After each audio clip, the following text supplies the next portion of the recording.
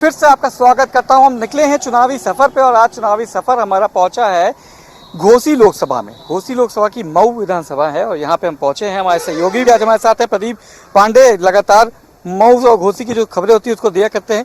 पहले तो अपने जो सहयोगी उनसे जानेंगे कि यहाँ का माहौल क्या है, क्या सिस्टम है और किस मुद्दे पे घोसी का चुनाव लड़ा जा रहा है। प्रदीप, बहुत लंबे समय से आप देख रहे हैं घोसी मऊ को, क्या मुद्दे हैं और किसके बीच आप फाइट देखते हैं? देखिए, जब कल्पना था एक समय हुआ करते थे कि जब आजमगढ़ जिला था वहां से विभक्त होकर जब मऊ बना तो मऊ बुनकरों के नाम से फेमस हुआ। फिर मऊ में जो विकास हुए, ओवर ब्रिज हुए, रेलवे स्टेशन हुए, यानी जो भी संसाधन हुए कल्पना राय के जमाने से हुए। उसके बाद कई सांसद आए, सपा से आए, बसपा से आए, कांग्रेस का एक जमाना रहा, लेकिन विकास के नाम पर सांसदों द्वारा इस क्षेत्र में कुछ नहीं किया गया। तो जनता तो आखिरकार कहीं ना कहीं निराश है और निराश होकर के फिर एक मोदी मिशन आया। मोदी मिशन 2014 से आया। उसके बाद विकास की एक लहर आई जो आज के डेट में मऊ में देखा जाए तो चारों तरफ 4 लेन और रास्ते के जाल बिछे हुए हैं। रास्ता के मामले में मऊ ने डेवलप किया, लेकिन जब सांसद का सवाल खड़ा होता है तो लोगों के अंदर एक निराशा आ जाती है कि भाई सांसद ने तो कुछ भी नहीं किया। तो उस वोट को करने के लिए लोगों के अंदर जो उत्साह है वो उभर के नहीं है। राज्य सरकार और केंद्र सरकार ने काम किया, वहां तक आते हैं, फिर आप जब ढाल पे उतरते हैं घोसी और मऊ के लिए तो आपको लगता है कि पिछड़ा हुआ है, इसका विकास होना चाहिए था। कौन कौन है इस समय यहाँ पे पार्टी में, किस किस पार्टी के बीच आपको मुकाबला देखते हैं, कौन कौन मैदान में उम्मीदवार हैं, कैसा है यहाँ का माहौल?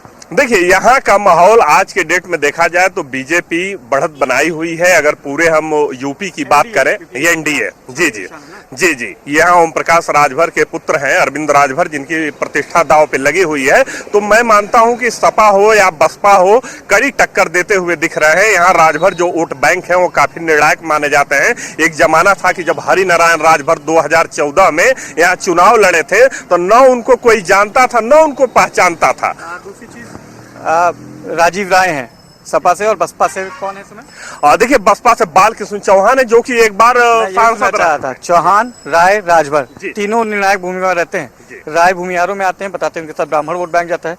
चौहानों का भी एक वोट बैंक अच्छा खासा है, चौहान भी आते हैं वोट बैंक में। तो लगता है कि तिकानी मुकाबला होगा कि सपा और बीजेपी का ही रहेगा? देखिए, अगर चौहान, क्योंकि बीजेपी का फैक्टर वोटर माना जाता है, अगर चौहान टिका रहा अपने वजूद पे, यानी अपना सिद्धांत अगर बचा लिया तो यहां से बीजेपी निकलेगी। अगर चौहान फिसलता है बिरादरी के नाम पे तो बीजेपी के लिए खतरा होगा। अब चौहान नेता कितना अपने इस वोट को कलेक्ट कर सकते हैं? दारा सिंह चौहान है जो कि कैबिनेट मंत्री हैं यहाँ पे, AK शर्मा भुइयार समाज से आते हैं जो कि वो भी कैबिनेट मंत्री हैं, ओम प्रकाश राजभर जो पिछड़े समाज से आते हैं वो भी कैबिनेट मंत्री हैं। तो ये 3 बड़ी हस्तियां लगी हुई हैं। हमें लगता है कि जनता अगर अपने स्पष्ट दृष्टि से देखे तो निर्णायक एनडीए के पक्ष में मजबूत आज के डेट में दिखता हुआ नजर आ रहा है। चाय पिलाएंगे आप मुझे प्रदीप? यहाँ पे देखिए, हम लोग चाय भी पियेंगे और यहाँ पे जो लोग बैठे होंगे उनसे बात भी करेंगे। निर्णायक भूमिका में कौन है? चौहान, भूमिहार और राजभर, 3 निर्णायक भूमिका होती है। तीनों लोग यहाँ पे अपना प्रतिनिधित्व कर रहे हैं और बात करेंगे। देखिए, यहाँ पे राजभर समाज के भी कई लोग दिख रहे हैं, कई लोग यहाँ पे बैठे हुए अपना, और बात करेंगे इनसे कि क्या है माहौल, क्या है मुद्दा और किस तरीके का माहौल यहाँ घोसी लोकसभा में है। सबसे पहले आता हूँ आपके पास, पीला गमछा पहने हुए हैं आप, ठीक है, और राजभर जी कहते हैं कि जहाँ पीला गमछा दिख जाए समझ लीजिए कि वहाँ से विकास शुरू है उत्तर प्रदेश में। घोसी से चुनाव भी लड़ रहे हैं राजभर जी, उनके पुत्र लड़ रहे हैं। कैसा माहौल देखते हैं? सबसे पहले एक आप पार्टी को छोड़ दीजिए, ठीक है, घोसी लोकसभा के मुद्दे क्या है? घोसी लोकसभा के मुद्दा जो है, हमारे डॉक्टर अरविंद राजभर जी जो चुनाव लड़ रहे हैं उनका एक ही मुद्दा है कि यहाँ की जनता, अब तक इसके पहले जो भी पार्टियाँ थी यहाँ पे, समाजवादी पार्टी थी, बसपा पार्टी थी, कांग्रेस पार्टी थी, जो काम उन्होंने 70 साल से नहीं किया था वो भारतीय जनता पार्टी काम की है। उसमें गठबंधन हमारे माननीय अरविंद राजभर जी का और भाजपा भारतीय समाज पार्टी का गठबंधन है। बिजली की मुद्दा थी वो भी उस पर काम कर दिए।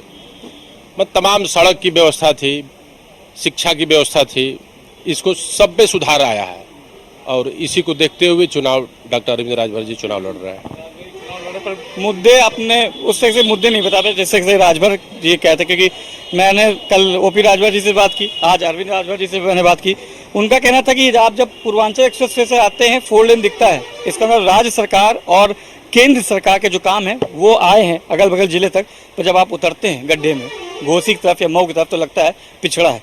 लगता है कि अरविंद राजभर जी आएंगे, क्योंकि आप भी मुझे लग रहा है पार्टी से ही हैं। अगर लगता है कि अरविंद जी आएंगे तो ये 4 लेन वाली जो सड़क है ये कनेक्ट होगी, बराबर ऊंचाई के साथ हो जाएगी। देखिए, मैं तो कुशीनगर का रहने वाला हूँ और 2017 में मैं रामकोला विधानसभा से विधायक रहा और पूरा जनपद टॉप किया था। इस समय मैं प्रदेश महासचिव हूँ और गोरखपुर मंडल का प्रभारी हूँ।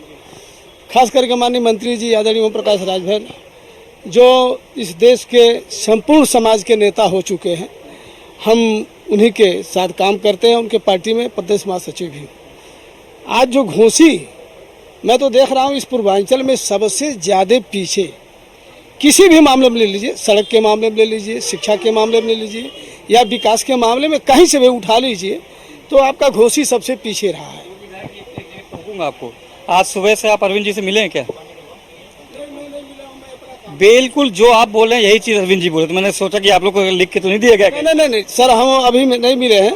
जैसे हम दलित समाज से आते हैं, हमारे साथ देखिए ये कैली पाली के प्रधान है मुन्ना राम है, अनुसूचित मोर्चा के मंडल अध्यक्ष अनुराग किंकर हैं और उधर है छात्र संघ के ही राजकीय महाविद्यालय के छात्र संघ के अध्यक्ष रहे हैं आदरणीय धीरज कुमार जी हैं। उधर सब ये दलित समाज के लोग हमारे साथ हैं। हम मैक्सिमम दलित समाज में काम कर रहे हैं।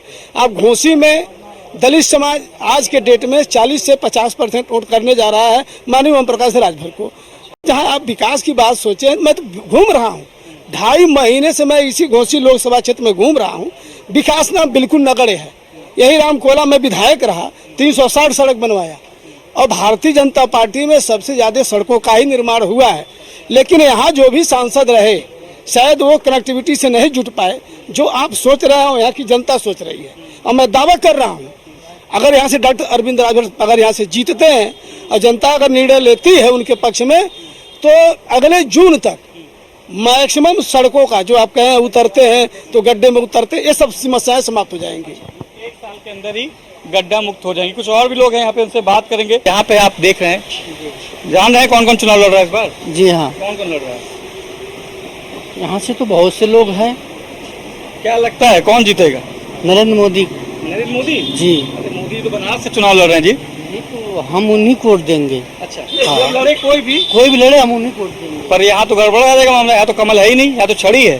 कोई दिक्कत, हम छड़ी को भी देंगे। अच्छा, मतलब हाँ।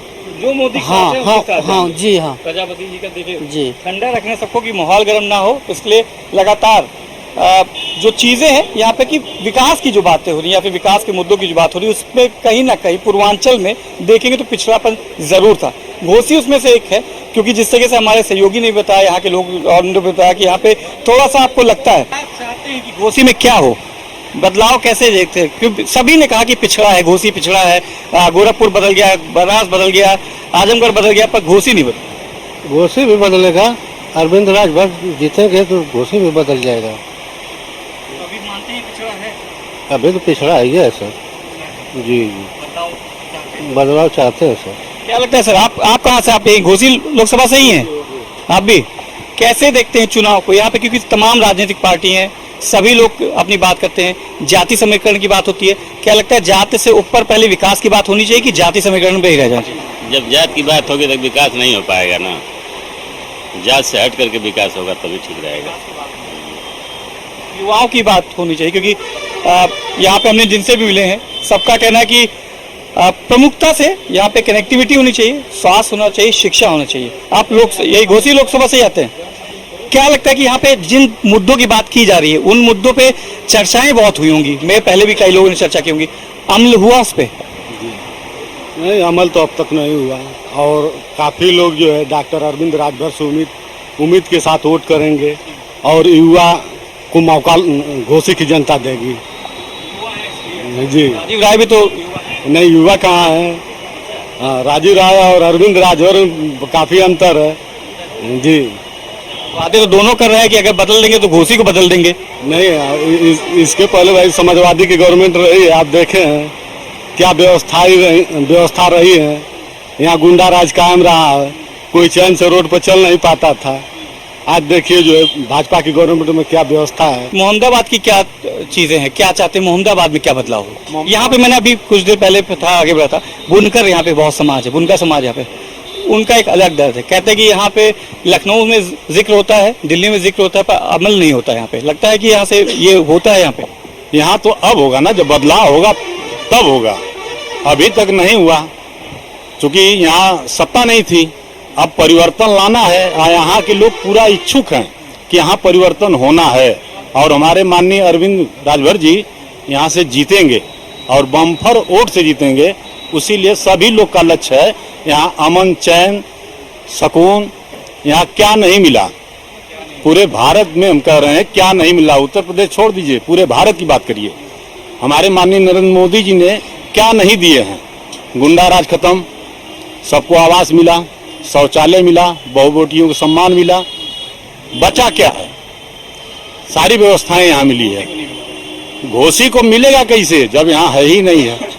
सत्ता परिवर्तन होगा तभी तो होगा। सत्ता परिवर्तन यहाँ अनिवार्य है। क्या देखते हैं यहाँ पे, किस चीज को लेके आप पहले वोट करेंगे? तो छोड़ दिए पार्टी, आप वोट करेंगे तो किस चीज को देख करेंगे? तो राष्ट्रहित के लिए करेंगे।